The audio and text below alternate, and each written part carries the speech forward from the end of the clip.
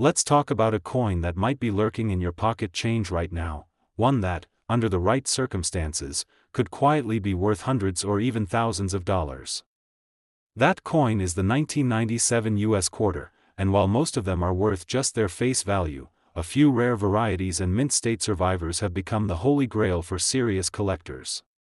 You might not expect a 90s quarter to stir much excitement, but stick around. This story is full of surprising twists, mint slip-ups and auction records that will make you double-check your coin jar. The year 1997 saw quarters struck at 3 different mints: Philadelphia, Denver, and San Francisco. On most 1997 quarters you'll see the familiar profile of George Washington on the obverse, sharply defined hair strands, clear lettering and a smooth, even rim. But in certain error examples, those same features can morph in unexpected ways, doubling, misalignment and even missing elements, that transform a run-of-the-mill circulation strike into a prize piece.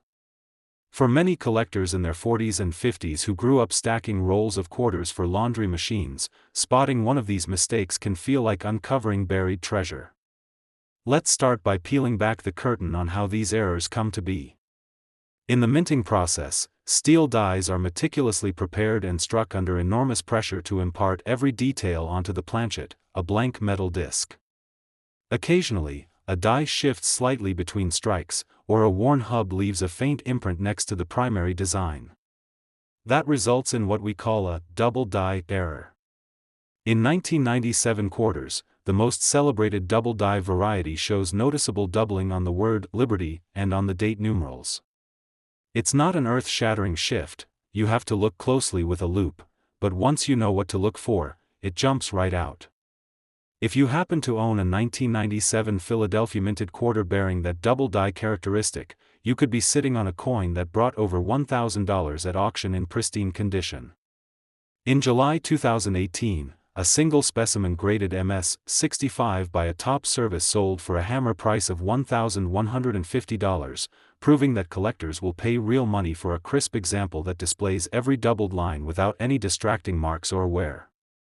That sale wasn't just a flash in the pan, similar coins have traded hands repeatedly in that range, making this variety one of the most consistent performers among modern-date US errors. Of course, not every double die quarter is created equal. Condition matters enormously. A coin showing heavy bag marks, surface abrasions, or any hint of circulation won't inspire the same bidding wars.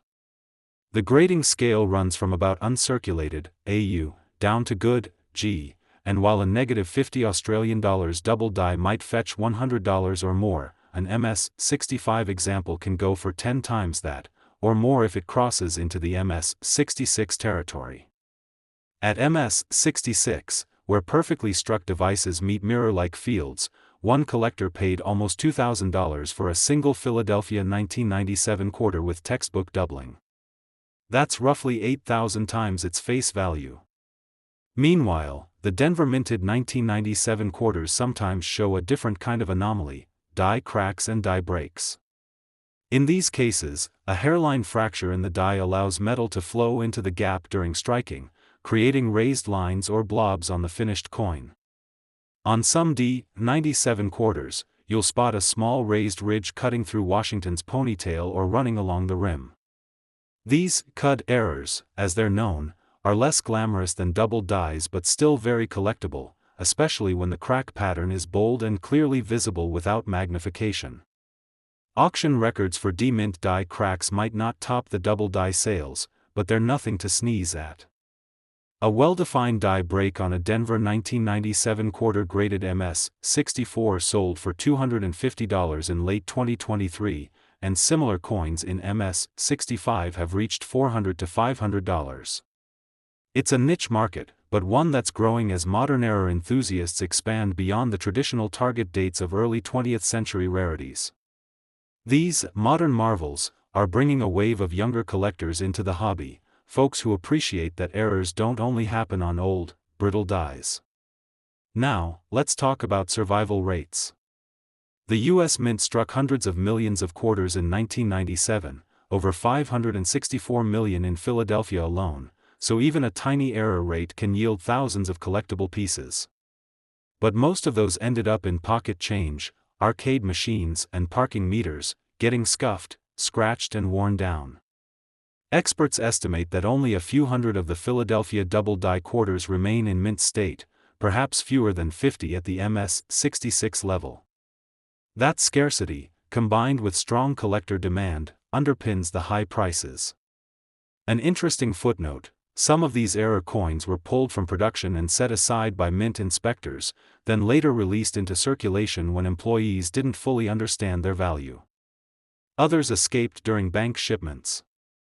There's even a story, though hard to verify, of a mint worker slipping a double-die quarter into his tip jar at a local deli, only for a savvy railfan customer to recognize the error and quietly buy the entire jar of change. Whether myth or reality, stories like that add color and personality to what might otherwise be a dry technical specialty. Beyond doubling and die cracks, you might also encounter 1997 quarters with missing edge reeds. The standard quarter has 100 reeds around its rim. If a planchet loses orientation during striking, some reeds can be faint or absent. These missing reed varieties aren't as valuable as doubling errors, but they still command a premium over face value, usually in the $5 to $20 range, depending on how many reeds are missing and the overall eye appeal. Collectors in our age bracket, balancing nostalgia for the 90s with appreciation for numismatic nuance, often tell me that finding one of these error coins is like reconnecting with childhood coin hunts, but with an adult's thrill of potential value. You remember rolling coins at the bank, hoping for bicentennial reverses or silver Washington quarters. Now the stakes are higher, the premium's real, and the hunt more focused. And because modern error communities share photos and auction results online, it's easier than ever to learn the telltale signs and verify your finds. If you're inspecting your own stash, start with a 10x loop under good lighting. Hold the coin at a low angle to let the doubled lines cast shadows. Check the letters LIBRTY on the obverse. On an error piece, you'll see a faint second edge to each letter, almost like a ghost image. Then look at the date, 1-9-9-7, especially the 9s. The inner loops may exhibit a slight blur or doubling near the top. Finally, flip the coin and examine Washington's hair and the motto, E pluribus unum. Errors there confirm you've got a true double die, not just a die polish line. Once you've identified a potential error, the next step is authentication.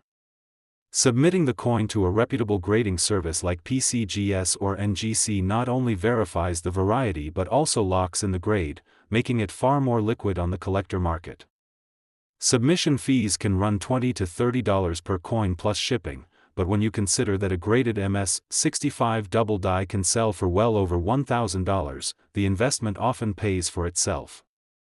Plus, encapsulation protects the coin from further wear and gives buyers confidence in online auctions or private sales.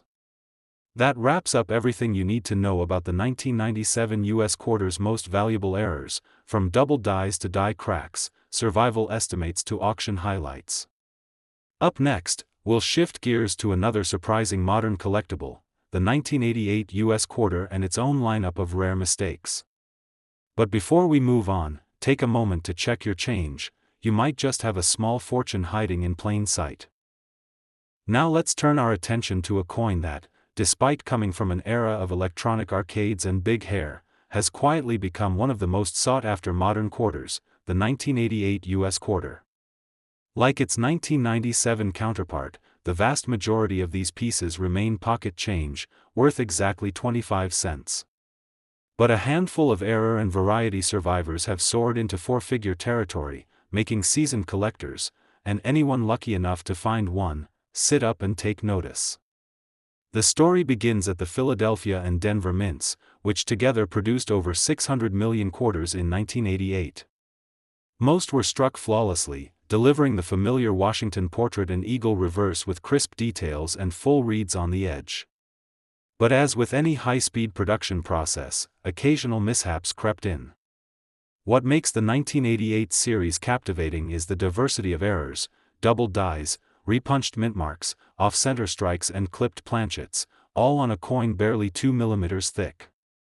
Each variety tells a different chapter in the mint's operational saga that year. Historical background and origin story.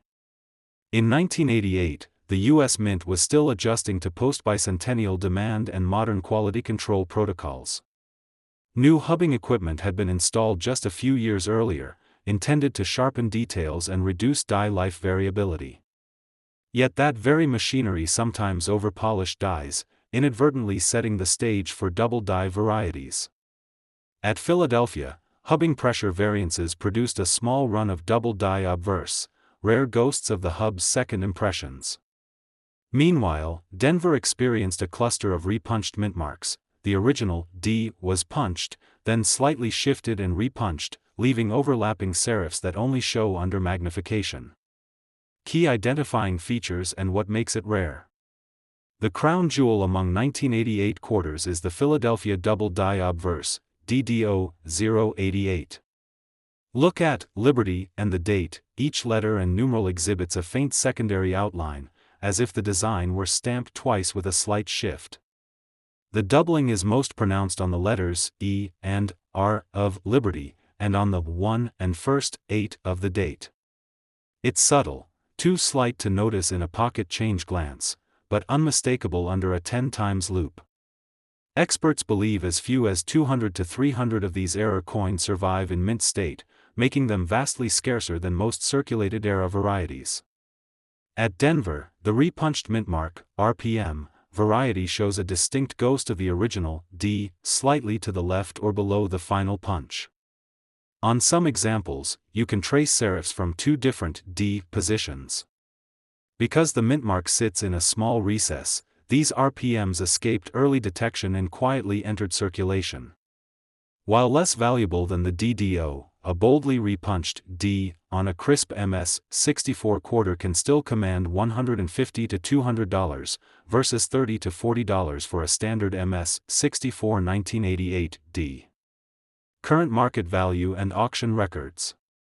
Auction records for the 1988 P double die have climbed steadily over the past decade. In March 2021, an MS-65 specimen sold for $850.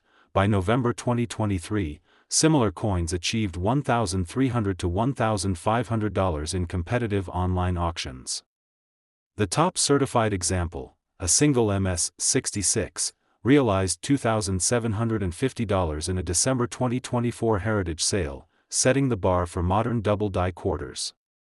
That price represents over 11,000 times face value and underscores how modern-date errors can rival classic rarities in collector demand. The Denver RPM pieces, while more plentiful, still outperform regular strikes by a factor of 4-6 times. In late 2024, an MS-65 1988 D RPM sold for $325, compared with around $60 for a standard MS-65 quarter.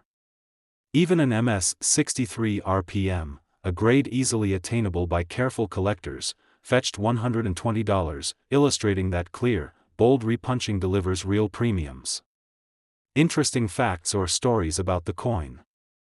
One of the most talked about 1988 P double dies surfaced in a dentist's tip jar in Ohio. The dentist had collected coins from patients for decades and only discovered the error when a visiting numismatist friend spotted the telltale doubling on his counter. That coin eventually sold for $1,400, and the dentist reportedly used his share to upgrade office equipment. In another tale, a college student found a 1988 D RPM in a roll bought for laundry. Thinking it looked funny, she posted a photo online. Within hours, dealers were offering to buy it for $200. Condition-based value variations. As with all error coins, grade is everything. For the 1988 PDDO MS-60 to MS-62, lower mint state modest doubling, multiple contact marks, values range $100 to $300. MS-63 to MS-64, sharper devices, fewer marks, typical realized prices of $400 to $800. MS-65, premium quality with full, flashy fields, selling from $1,000 to $1,300. MS-66, near-perfect examples, ultra-rare survivors, auction highs up to $2,750. For the 1988 DRPM MS-60 to MS-62, basic repunch visibility, $40 to $80. MS-63 to MS-64, clear doubling of the D, minimal distractions, $100 to $200. MS-65, bold overlaps, pristine surfaces, $300 to $350. Off-center strikes and clipped planchets represent a third category. While most off-centers under 2 mm yield only $5 to $15, those over 3 mm, where design elements encroach heavily on blank space, can fetch $50 to $100, especially in uncirculated grades. Clipped planchets, depending on the size and location of the clip, range from $10 for minor clips to $75 plus for large, dramatic crescents. Beyond raw numbers, age 40-plus collectors often appreciate the nostalgia of 1988 coins, the year before the Washington Mint adopted the Goldberg anti-counterfeit washers, and when coin roll hunting began to flourish as a hobby, fueled by weekend bank runs and early internet forums. Many in our demographic recall saving up quarters for arcade tokens or using them in college laundry rooms. Rediscovering these coins now, with an adult's knowledge of grading and market dynamics, creates a powerful emotional resonance. If you're hunting 1988 quarters, focus first on bright, uncirculated pieces, those with full luster and sharp rims. Under a strong lamp, tilt the coin to reveal doubling or repunch shadows. For the double die, check, "In God We Trust," the letters, we often show the ghost image. For RPMs, examine the mint mark recess at high magnification, a looping serif or stray punch mark is your giveaway.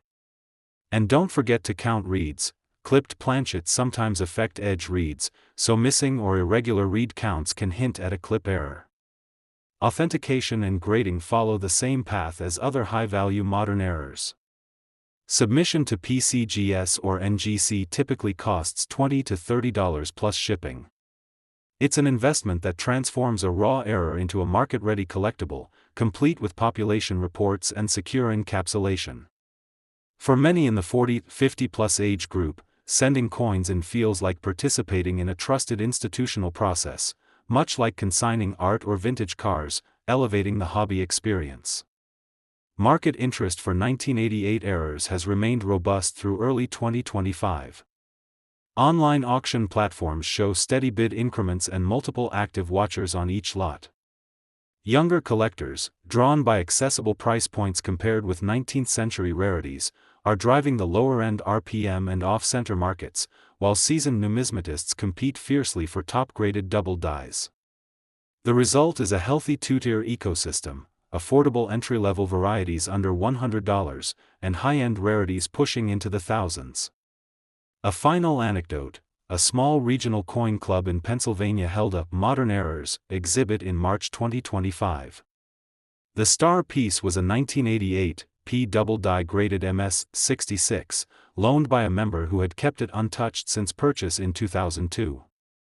Viewers lined up to see the doubling shimmer in the display lighting, and several walked away inspired to check their own rolls.